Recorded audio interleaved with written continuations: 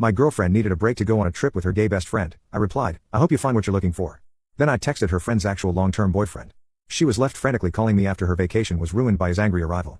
Either to mail and or I suppose was in a 4-year relationship with Amy, 29. We built a life, we have an apartment filled with furniture we picked out together, a ridiculously expensive television we both splurged on, and a rhythm, a comfortable predictable rhythm, or so I thought. Last Tuesday, she sat me down on our gray sectional sofa, the one she just had to have, and gave me the speech. Her voice was doing that thing where it tries to sound gentle and sad, but the excitement underneath keeps bubbling up. Babe, she started, twisting a loose thread on a cushion, I just feel like I'm losing myself a little. We've been us for so long, and I need to find me again, you know? I didn't, I just nodded. So she took a deep breath. Nicholas and I are going to take a little trip just for a week to that little beach town we talked about. It's a chance for me to clear my head. We need a break. Nicholas, 30, is her gay best friend. He's been a fixture in our lives for the past 2 years. He's loud, a little flamboyant, and according to Amy, completely non-threatening. He also, according to Amy, has a revolving door of casual, short-lived flings. He's the one who leaves his muddy Adidas sneakers on the new rug and helps himself to my top-shelf whiskey without asking. I've never loved the guy, but I tolerated him for her. A break, the word hung in the air, thick and suffocating.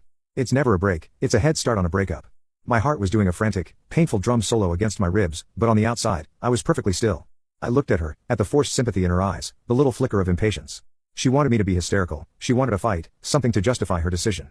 I refused to give it to her. I thought about the last 4 years, the inside jokes, the time I held her hair back when she had food poisoning, the way she'd steal my hoodies and they'd smell like her perfume, a whole life, and it was ending with this flimsy, insulting lie. Okay, I said. The single word felt monumental. She blinked. Thrown, okay, that's it? You said you need a break to find yourself, I said, my voice even. I hope you find what you're looking for. A wave of relief washed over her face so potent it was almost comical. Oh, thank you, babe. I knew you'd understand. It's not about you. It's about me. I'll call you every day. Nothing will change. Everything had already changed. She and Nicholas left on Thursday morning. She gave me a quick, sterile kiss at the door. Be good, she said, as if I were the one about to cause a problem. I waited until I heard the elevator doors close, then I walked to the kitchen, poured myself a glass of water, and sat down. The silence in the apartment was deafening. My hands were shaking just slightly. This is the part where I'm supposed to fall apart, I guess.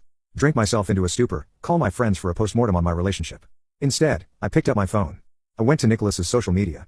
He wasn't very careful. He tagged his long-term boyfriend Eric, 31, in a handful of photos from a wedding they attended 6 months ago. My one and only, the caption read. Eric's profile was more private, but I saw he was a member of a public online group for a local marathon running club. It was a long shot, but I searched the club's public race results, found his name, and cross-referenced it with a public records database. It took about half an hour of focused searching, but I found a number. My finger hovered over the screen.